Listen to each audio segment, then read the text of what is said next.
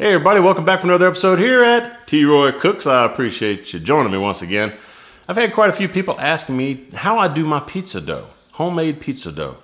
It's really simple. Once you've done it a few times, you'll have it mastered. It always turns out great, and it starts out with some very fresh ingredients. That's what you really need. That's the key to a good pizza dough, fresh ingredients. All right, folks, I'm gonna walk you step by step. This is my half cup measurement. You get you some water. And this water needs to be about as warm as baby's milk. You know, about 105 degrees or so Fahrenheit. So half cup of water going in spot in this bowl here.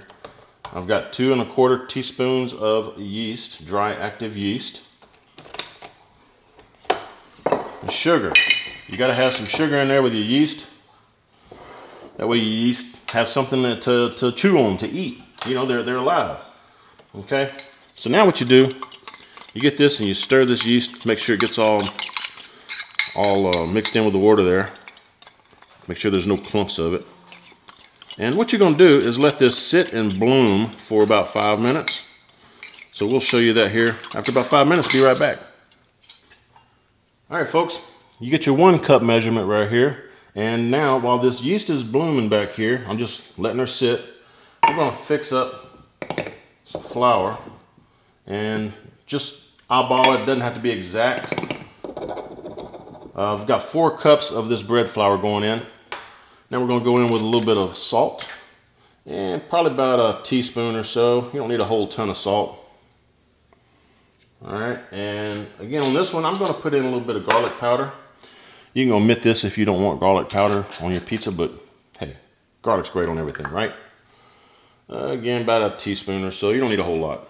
Garlic's pretty strong. Just kind of mix all these dry ingredients in together real quick. Okay, got that done now. We're just waiting for our yeast to bloom. We'll catch you right back. All right, everybody, I want you to check this out. Y'all see how that's foamed up? Kind of hard to see with the shadow, but that's what you're looking for.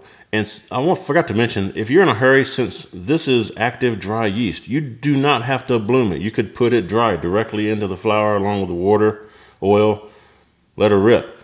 But this helps give it a good head start when you bloom it. Now what I'm going to do is toss this in, just like so. We're going to go in with our 1/4 cup of olive oil. And again, get you some good olive oil. It really makes a difference. 1/4 cup going in.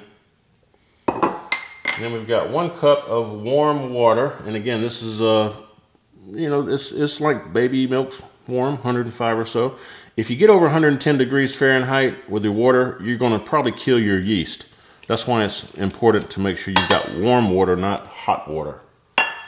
All right, so we've got everything mixed in here that we need. We're going to turn this mixture on low. We're going to let all of this kind of come together and mix together and form a ball. And then we're going to turn it up to the next level up, which is number 2. And we're going to let it go for about 5 minutes. All right, folks, it's been about 30 seconds, and I can already tell I need some more liquid in there, some more water. So I'm just going to put a little bit, not even 1/8 of a cup, just probably a couple of teaspoons. And that's what I was telling you. You need to have some flour on hand and have some water on hand when you're mixing this, because each time you make it, it's going to be slightly different. Sometimes most of the time, in fact, it'll come out perfect. But sometimes you need to add a little flour or a little liquid to get it to ball up. And you see now it's coming up to a ball. I'm going to speed it up to the next level up, number 2, and then we're going to go for about 5 minutes. All right, folks, it's been a couple of more minutes. Now let me show you what we do. Take this off, and make sure your hands are clean, folks. But take that off. Put this over here. Move this out of the way so you can see. I'm gonna raise my camera up so you can see what I'm doing over here. All right. And I don't feel like dirtying any more bowls, so I'm just gonna keep this same bowl. Make sure your surface is clean. Just kind of wanna knead it just a couple more times. And all you're doing is you're folding it on itself and you're pushing with the palm of your hand. Fold it. And this is how you would do it by hand if you didn't have a mixer. That's all you do, folks, just like that. All right, now form a ball with it. Just kind of fold it around the edges like that until you get a nice ball. just like that, okay? This bowl, you can put some olive oil in there. I like to go the easy route. I just use a little bit of olive oil spray. Spray the inside of my bowl real good. Pop that in there. Make sure you spray that so it doesn't form a skin. And put you a dishcloth on top. You can damp the dishcloth. This one is a little bit damp. But just let this rest in a warm, dry environment for about an hour. Come and check it. If it's doubled in size, you're ready to go. The other route would be if you want to get even more flavor out of your dough. Once you have it at this stage, cover it with some kind of plastic wrap. Put it in your fridge overnight. And that yeast will develop such tremendous flavor in the dough. You just will not be, you won't believe it. But if you're in a hurry, like most of us are on a weeknight, this will work. Let it rise once, and we'll come back and I'll show you the next step. All right, folks, it has been 1.5 hours. I checked it at 1 hour and it had only risen maybe, like 3/4 of the way. This is 1.5 hours later. You can use it like this, but you need to punch it down. And what I usually like to do is just kind of form it into a ball again. You'll check out that elasticity, man. Check that out. So what I like to do is just put it back in here, cover it, and let it go for another 30 minutes, 45 minutes. It'll double again in size, and that way you get a lot more flavor out of it than just a single rising. But if you're in a hurry, you could use it just like it is right here. So we're gonna let it rise again. Be right back. Folks, it has been about another 45 minutes, and as you can see, this yeast has really risen this dough up nice. So this was the second rising. We're gonna punch it back down once again. We got some bread flour hanging out down here. Well, I'll tell you what, this is really, really nice dough. And I just can't emphasize enough that new flour is always best when you're doing breads or pizza. So hope y'all take that advice. This is all you do, folks. You just keep working it till you get your nice pizza thickness that you like. Oh, one other point too. When you're doing pizza dough, if it starts to like shrink back on itself, just let it rest for about 5 minutes. Come back, it'll be more relaxed, and you can work it some more. So don't let that stop you. Just keep working until you get your nice pizza dough. I can tell this is it's really starting to relax now. So this is half of that dough that you saw, the original amount, half of it, and it made a 16-inch pizza pie, thin crust. And it's risen a little bit since I flattened it out, so it can probably go a little bit more, but it'll continue to shrink just a little bit. So you can get 2 16-inch pizza pies out of this. I know you can get 2 12-inch deep dish pizzas out of it if you want, because I personally like deep dish pizza myself. Anyway, again, very simple, y'all. Just give it a shot. After 2 or 3 times of working the dough, you'll get a feel for how it's supposed to feel, and you'll know when it comes out right, man. I'll tell you, you can tell that you're gonna have some great dough as you're making it into a ball to put it in there and let it rise. Again, been doing this about 5 years. Y'all check this recipe out. Y'all give me a thumbs up. Check out my pizza videos on my channel, and I'll have some more pizza coming up for you soon. Tell you what, hope y'all share this video. I'd appreciate it. And when you do, please tell all of your friends that T-Roy cooks responsibly, folks. See y'all next time. Welcome to EF Pod English. Brought to you by EF Education First and English Town. Learn anytime, anywhere. Pod English Pre-Intermediate 35. Job interview. Can you send in the next applicant, please? Hello, sir. Hello. Vivian, nice to meet you. Nice to meet you. Have a seat. Have you ever had to interview someone for a job? Well, today's podcast is all about asking questions in a polite way to find out the information you want to know. We're going to learn how to use phrases like, what do you consider? May I ask? And could you tell me? So, you're interested in a position as running the volunteer program for the Olympics? Yes, that's right. Okay. Is this your resume? Yes, Can you please. see? Thank you. Vivian? Good, good. Now you're going to watch a movie. Well, we were interested in your application for the position of project manager. Well, I'm very excited about the position. Well, I can see from your resume that you have a lot of work experience. Yes, I've had many job responsibilities. What do you consider your greatest strength?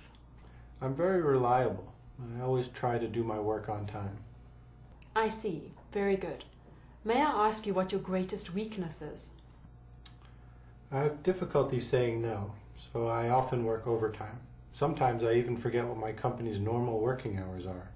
Very impressive. May I ask you why you'd like to work for this company? Your organization is very successful and known throughout the world. So you hope to have an international career? Yes, I've studied abroad before, but haven't worked for an international company yet. Well, we may be able to give you that chance. As soon as we review all of our candidates, we will let you know our decision.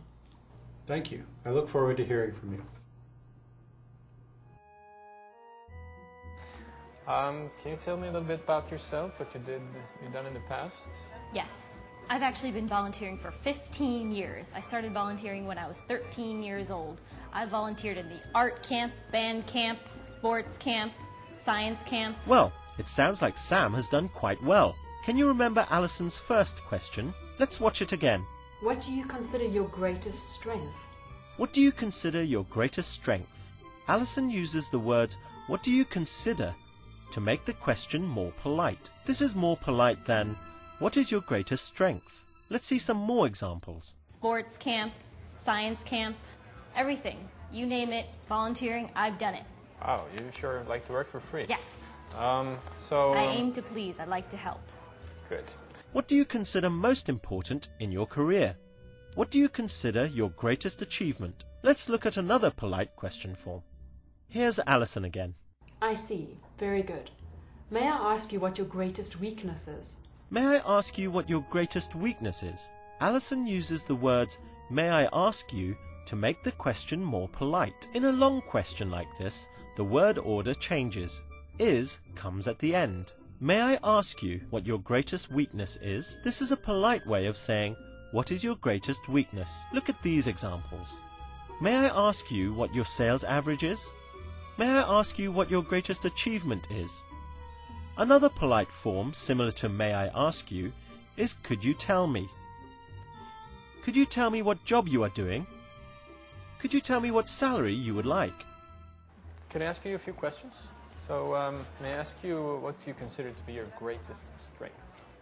Well, I think that, I'm really good at working with people. Like I said, I've been volunteering for 15 years. I'm really dedicated to my job. I like to help. I'm always there to volunteer my services. I like to coordinate things, organize things. You name it, I do it. That's great. Okay. May I also ask what you consider to be your greatest weakness? It might be that I volunteer too much. Good work. Now let's try a short quiz. Use the words on the screen to make a polite question. May I ask if you are married? Now let's try another question with the words on the screen. What do you consider to be the best thing about your job? Try making a polite question here. Could you tell me about your last job? Try this one. Remember, with a long sentence, the word order changes and is comes at the end. May I ask you what your greatest achievement is? May I ask you why you're interested in this position? Because this is the grand slam of all volunteering events, and I want to be part of it. I understand. Well done. That was great. Now you know how to ask polite questions. We've talked about how to use what do you consider to be your greatest achievement? May I ask what your sales average is? And could you tell me what salary you expect? Bye for now and see you again soon. May I ask you one more thing? Could you tell me what you consider to be your greatest achievement? Thought you were never going to ask. Well, my greatest achievement, I think, is back when I was 18 years old and I got the entire art camp to create clay pots. Clay pots. Yes. That may come in handy in this job. Yes. Okay, thank you, Vivian, for coming in. Thank you, sir. Yeah? Look forward to hearing back from you. Yes.